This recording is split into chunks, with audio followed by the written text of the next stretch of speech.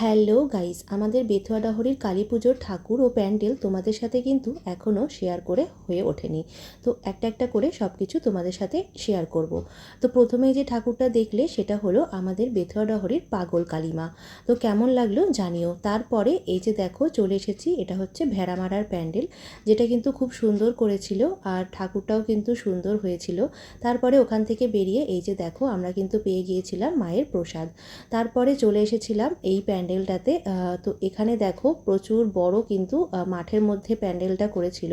আর প্রতি বছর খুব সুন্দর হয়, আগের বছর তো খুবই সুন্দর হয়েছিল, সেবারের তুলনায় এবার কিন্তু আমার অতটা ভালো লাগেনি, তবে বেশ ভালোই ছিল। আর বাইরে কিন্তু এখানে ডিজে প্রোগ্রাম চলছিল। এই যে দেখো ভেতরে ডেকোরেশনটা একদম সিম্পলের মধ্যেই ছিল, আর ঠাকুরটাও দেখতে পেলে।